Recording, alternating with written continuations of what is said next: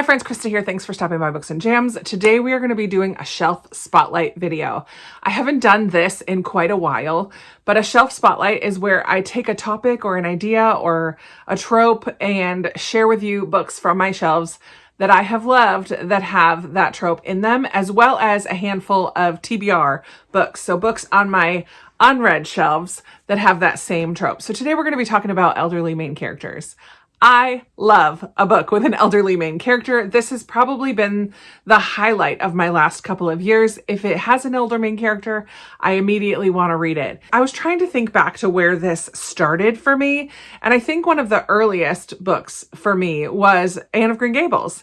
Marilla and Matthew are the brother and sister duo that take in Anne as an orphan and raise her and love her, and I absolutely love Marilla and Matthew, and they're an older couple of characters in that book. So I think it maybe started from there. I think more recently though, a couple of years ago, I read Frederick Bachman's book, A Man Called Uwe, and fell in love with Bachman's writing and with Uwe himself.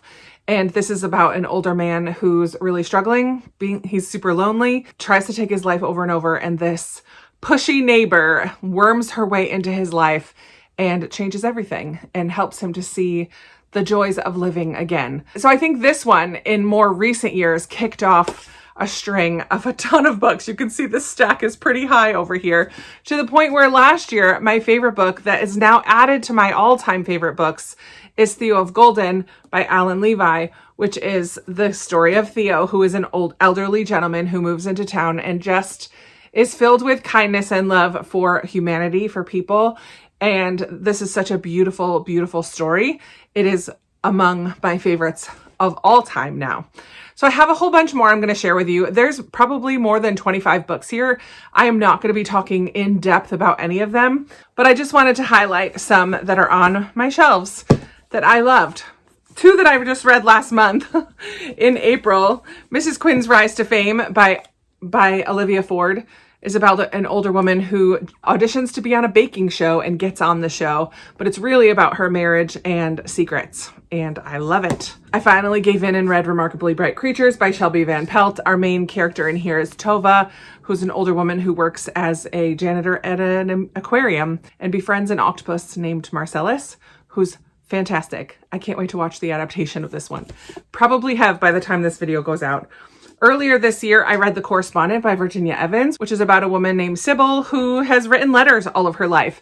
And this is some of the letters that she's writing as she's getting a little older, and the communications and relationships that we see developed through the course of her letter writing. One that I read a couple years ago was Sipsworth by Simon Van Buy. This one is similar to A Man Called Uwe, except that our main character is a woman, Helen. And as this book unfolds and we learn more and more about Helen and the extraordinary life that she has lived, and her friendship with a little mouse, it's spectacular. For a bookish older main character, we have The Door-to-Door Bookstore by Carsten Henn. This is a German book which has been translated into English, and we follow an older man who's about to get let go from his job, and he kind of fights against that because he is the only one who delivers books to people who are incapable of coming to the bookstore on their own. Beautiful little story, friendship, intergenerational friendship, which is another aspect of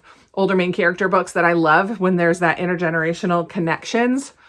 We have How the Penguin Saved Veronica by Hazel Pryor. Veronica is a woman towards the end of her life. She decides she might want to give a lot of her money, because she's alone, to this penguin project in Antarctica, but she wants to go check it out first. So she does. She goes to Antarctica to check out this penguin project. A newer author I found in the last couple years, but have completely read everything that she's currently has written, Freya Sampson.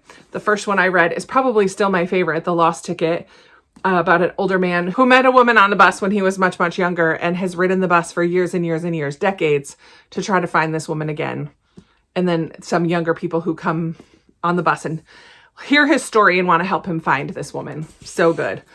Nosy Neighbors, another intergenerational friendship. We follow 77-year-old Dorothy, who has lived on the ground floor of this apartment building, but the building's getting sold, and she doesn't want that to happen. And she kind of pairs up with this pink-haired youngster who lives across the hall to try to save their building. save their home. I have a couple of middle grade books here that I have loved. Walk Two Moons by Sharon Creech is spectacular. We follow Salamanca, who's 13 years old, but she's on a road trip with her grandparents.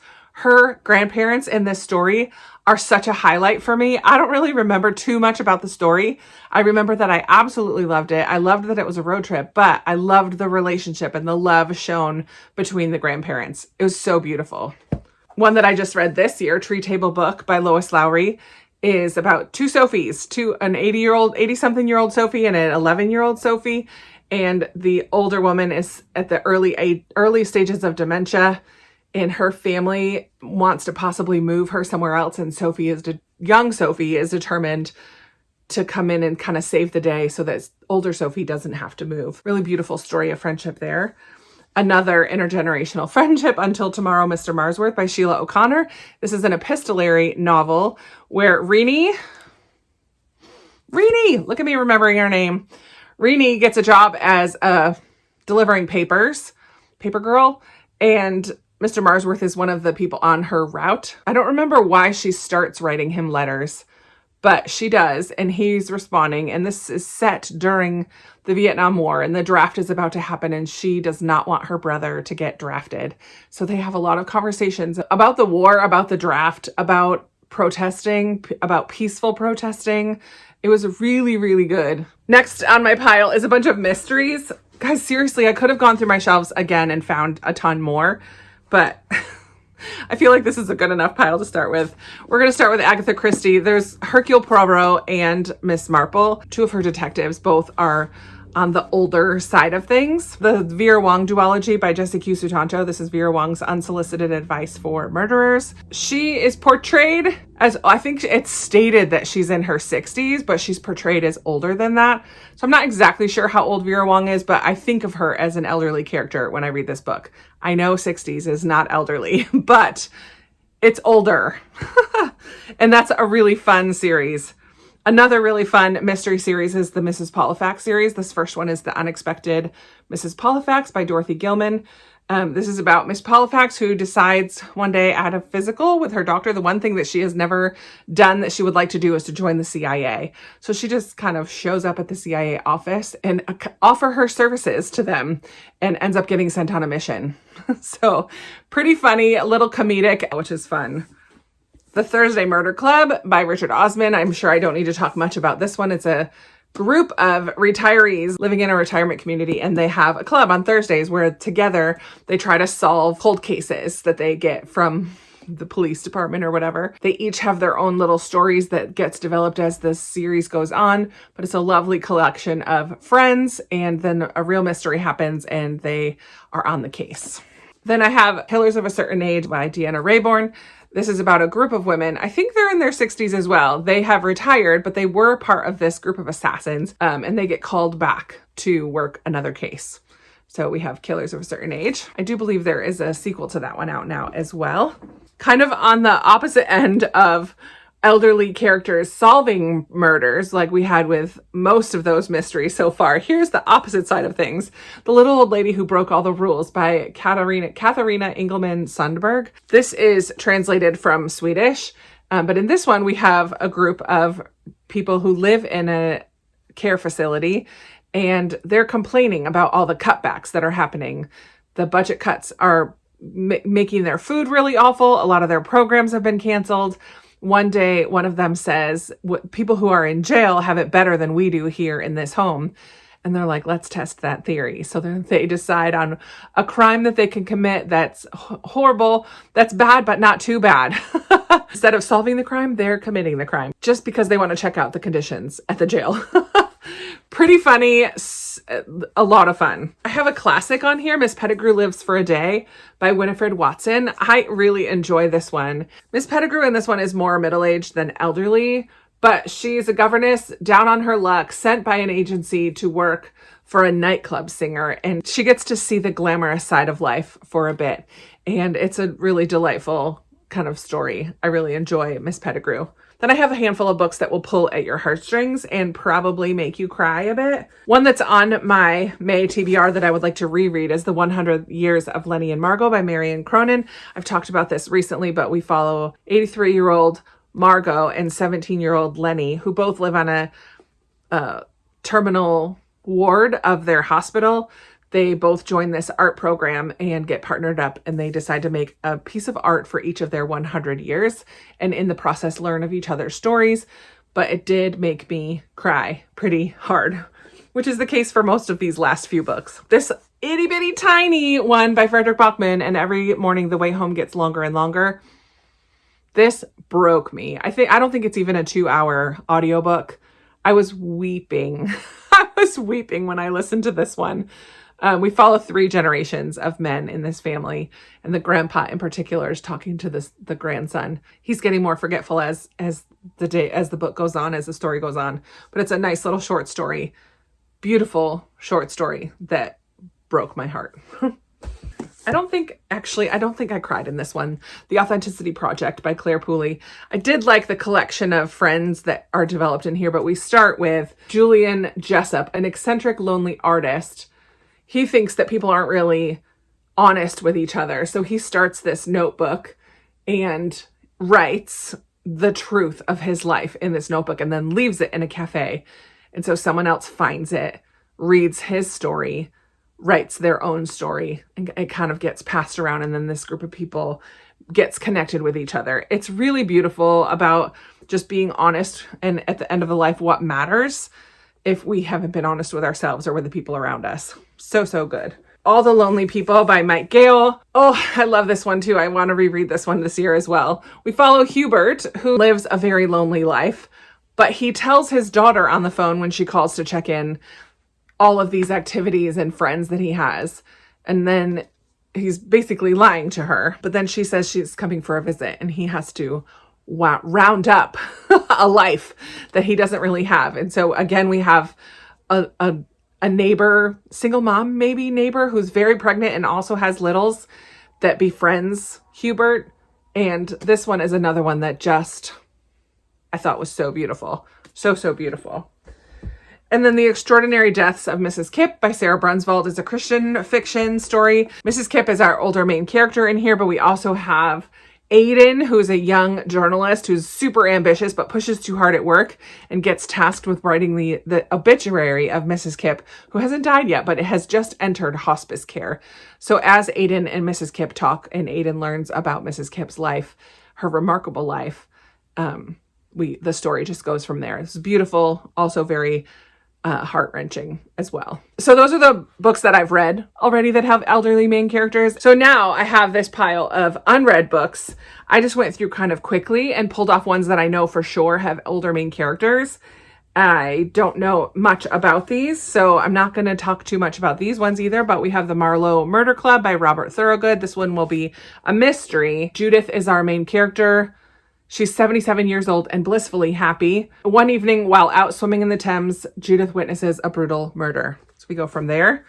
I've talked about this one recently because I've just hauled it. The 5 Wishes of Mr. Murray McBride by Joe Simple. One of my patrons recommended this one to me, but Mr. Murray McBride is our older main character, but it has intergenerational friendship. We've got a younger kid, Jason, a 10-year-old boy with a terminal heart defect who has this list of 5 things that he wants to do before he dies. And Mr. Murray McBride, I think, is going to help him fulfill his dreams. A road trip story, The Mostly True Story of Tanner and Louise by Colleen Oakley. A college dropout and an 84-year-old woman are on the run from the law in this remarkable story of unexpected heart and humor. Perfect. Tuesdays with Maury by Mitch Albom. I probably could have picked other Mitch Albom books as well, but this is an old man, a young man, and life's greatest lesson. I don't really know about it. I can't believe I haven't read more Mitch Albom yet. We've got The 100-Year-Old Man Who Climbed Out of the Window and Disappeared by Jonas Jonasson. I believe this is translated from Swedish. So this is another Swedish translation book. Actually, I just noticed Rod Bradbury is the same guy who translated The Old Lady Who Broke All the Rules one. So same translator. Hopefully I like this one as much as I liked that one. Astrid and Veronica is an Australian book that Lee, my patron and friend, has encouraged me to read over and over. This is by Linda Olson. So in this one, we follow Astrid and Veronica, obviously the title characters. Veronica's a young writer from New Zealand renting a house in Sweden. And her neighbor is Astrid, an elderly reclusive neighbor who harbors a dark secret from her past. So it's about the friendship that blooms between those two ladies. The Curious Charms of Arthur Pepper by Phaedra Patrick. In this poignant and curiously charming debut, a lovable widower embarks on a life-changing adventure. I'm always here for a life-changing adventure.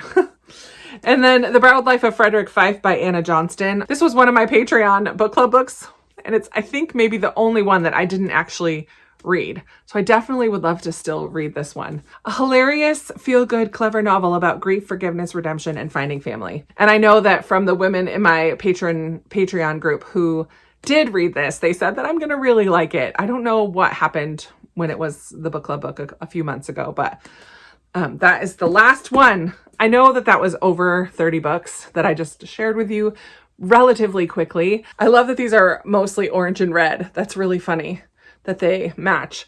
But I would love to hear in particular if you've read any of these TBR books that I haven't read yet. So let me know if you have read any of these, or if you have any other elderly main character books that you would like to share down in the comments. This is not meant to be an exclusive list. These are just ones that I found on my shelves that have stayed on my shelves, have survived various unhauls, because I love them and I would love to learn of more as well. So please feel free to share those in the comments. And if you've made it to the end and you just want to let me know that you're here, I appreciate that as well. There's like a little granny or grandpa, a little gray-haired emoji. Go ahead and put that down in the comments just to let me know that you are here. I really appreciate that. It does help other people to see my video when there's more interaction. So thanks for liking and subscribing and all of the things and commenting.